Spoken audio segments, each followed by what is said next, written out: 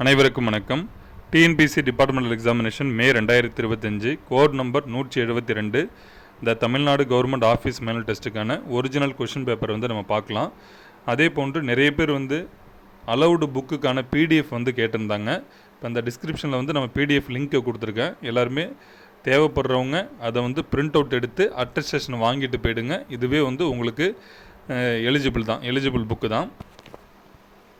அதே போன்று டிஸ்கிரிப்டிவ் டைப்பை பொறுத்த வரைக்கும் எல்லா வினாக்களுக்குமே எவ்வளோ வினாக்கள் வந்து நம்மளை எழுத சொல்கிறாங்களோ எல்லா வினாக்களுக்குமே விடையளித்தா தான் நம்மளால் தேர்ச்சி பெறுவதுக்கு ஒரு வாய்ப்பாக நமக்கு இருக்கும். மாறாக நம்ம பக்கமாக எழுதிட்டே இருக்கோம், 2 கேள்வி தான் உங்களால் கண்டுபிடிக்க முடியுது அப்படின்னா தேர்ச்சி பெற முடியாது. ஏன்னா இப்போ நமக்கு 100 மதிப்பெண்களுக்கு வந்து கேட்பாங்க.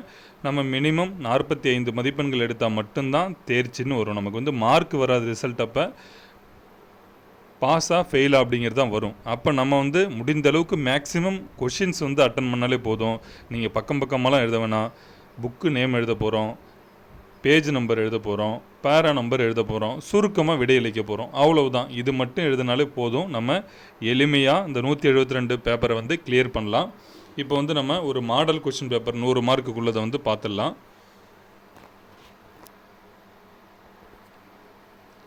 விடைகளை குறிப்பிட்டுள்ள எண்ணிக்கைக்கு அதிகமாக எழுதியிருப்பின் விடைத்தாளின் இறுதியில் உள்ள அதிக எண்ணிக்கையிலான விடைகள் மதிப்பீடு செய்யப்படாது. அந்த விஷயம் அவங்க கொடுத்துருக்காங்க. விடைகள் சுருக்கமாகவும் வினாவிற்கு உரிய அளவிலும் இருக்க வேண்டும். புத்தகத்தில் உள்ளவற்றை அப்படியே வார்த்தைக்கு வார்த்தை திரும்ப எழுதக்கூடாது.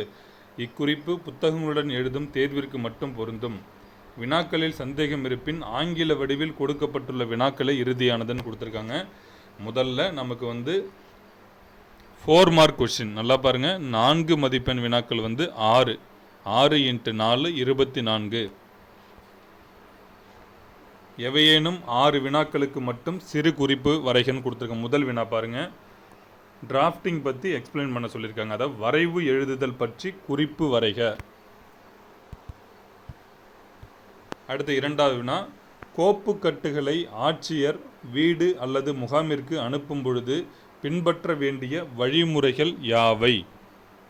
கோப்புகளை அகால முடிவுகள் படி முடிப்பது சரியா? ஏன்? ஒரு மனுவினை பெற்ற பின் எடுக்க வேண்டிய நடவடிக்கைகள் யாவை? மாவட்ட ஆட்சியரகத்தில் விலைபெறு பொருட்களின் பாதுகாவலர் யார்? ஈடுசெய் விடுப்பு பற்றி குறிப்பு வரைக. தலைமையிடத்து துணை வட்டாட்சியரின் பொறுப்புகளும் கடமைகளும் யாவை? அந்தரங்க தபால்கள் தாள்களை எப்படி கையாள்வீர்கள்? இதுதான் வந்து 8 வினாக்கள் கொடுத்துருக்காங்க. ஏதேனும் ஒரு 6 வினாக்களுக்கு மட்டும் நம்ம கண்டுபிடிச்சி விடை எழுதினா போதும். அடுத்தது பாருங்கள், 4 மார்க் அப்புறம் 6 மார்க்கு. அதுவுமே 6 வினாக்களுக்கு மட்டும் விடையளிக்கணும். 6 × 6 36. பலவிதமான கோப்பு முடிவுகள் பற்றி விளக்குக. டிஃப்ரெண்ட் கைண்ட்ஸ் ஆஃப் டிஸ்போசல் வந்து எக்ஸ்பிளைன் பண்ணணும் நம்ம. அடுத்து பாருங்கள், கீழ்காணும் தலைப்பின் கீழ் குறிப்பு வரைக. அலுவலக ஆணை பதிவேடு, அட்டவணை சீட்டுகள், இருப்பு கோப்பு.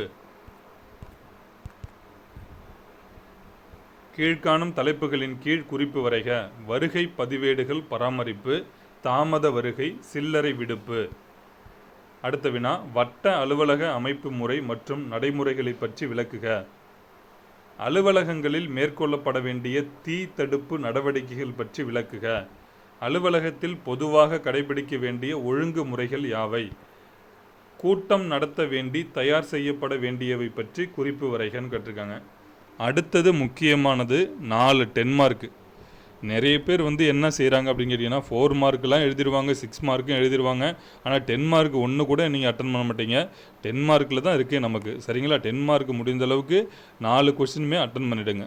ஈஸியாக தான் இருக்கும். முதல்ல 10 மார்க் அட்டன் பண்ணிங்கன்னா கண்டிப்பாக அது வந்து உங்களுக்கு பாஸ் வந்து நிச்சயமாக ஆயிடலாம். நீங்கள்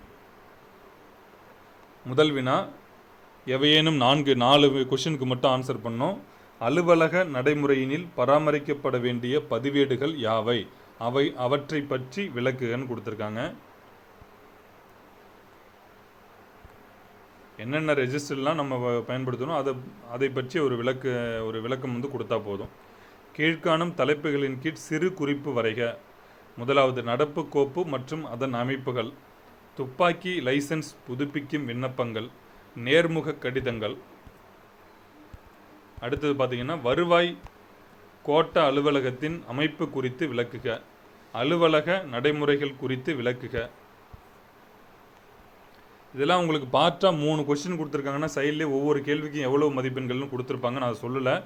முதல் சிறப்பு பதிவேடுகள் பராமரிப்பை பற்றி நம்ம ஷார்ட் நோட்ஸ் எழுதணும்னா அதுக்கு 3 மார்க்கு. மறுசீராய்வு, மேல்முறையீடு, சீராய்வு மனுக்களுக்கு 4 மதிப்பெண்கள், பதிவரைக்கு 3 மதிப்பெண்கள். இதே மாதிரி தான் நமக்கு இந்த 3 பிரிவாக கொடுத்துருக்கிறது எல்லாத்துக்கும் அவங்களே ஸ்பில் பண்ணி தான் கொடுத்துருப்பாங்க பாருங்கள்.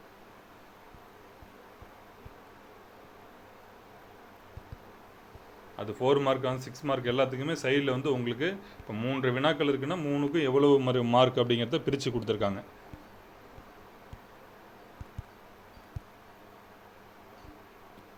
இவ்வளவு தான் உங்களுக்கு இந்த டைப்பில் தான் நமக்கு கொஷின் பேப்பர் வரும்.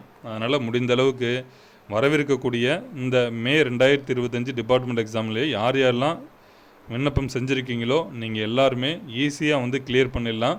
அதனால் முடிந்த அளவுக்கு ப்ரீவியஸ் இயர் கொஷின் பேப்பர்லாம் பார்த்து நோட் பண்ணி வச்சுக்கிட்டே போங்க. ஒன்றும் தப்பு கிடையாது, சரிங்களா? அந்த புக்கில் நோட் பண்ணி வைங்க.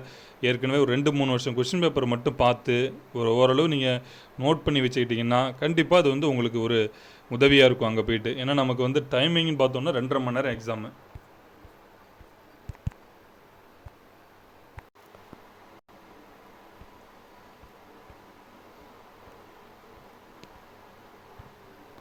Maximum mark 100, maximum time 2.5 years 2.5 hours நமக்கு எக்ஸாமு. அதனால் முடிந்த அளவுக்கு ஸ்பீடாக எழுதணும். நம்ம ஏற்கனவே சொன்னது போல் ரொம்ப அதிக பக்கம்லாம் 5 மார்க்கு 10 மார்க்கு அப்படின்னா 7 பக்கம் 8 பக்கம்லாம் எழுதணும் அவசியம் கிடையாது. 2-2.5 பக்கத்தில் எழுதினாலே போதுமானது. அங்கங்கே பாயிண்ட் உங்கள் புக்கில் நிறைய கொடுத்துருந்தாங்களும் பரவாயில்ல, நீங்கள் அங்கங்கேயோ ஒரு ஸ்ப்ளிட் பண்ணி ஏதாவது ஒரு முக்கியமான பாயிண்ட்டை மட்டும் அப்படியே முடிந்த அளவுக்கு ஸ்பீடாக எழுதுறதுக்கு ட்ரை பண்ணுங்கள். நான் ஏற்கனவே சொன்னது போல் 4 மார்க் அட்டன் பண்ணணும், 6 மார்க் அட்டன் பண்ணணும், 10 மார்க் அட்டன் பண்ணணும். அப்போ முடிந்த அளவுக்கு நம்ம 16 வினாக்கள் அட்டன் பண்ணுற மாதிரி வருது. அப்போ நீங்கள் முடிந்த அளவுக்கு எல்லா கொஸ்டினுமே அட்டன் பண்ணிட்டாலே நம்ம குறைந்தபட்சம் நம்ம மார்க் எடுத்துருவோம், நிச்சயமாக எடுத்துருவோம்.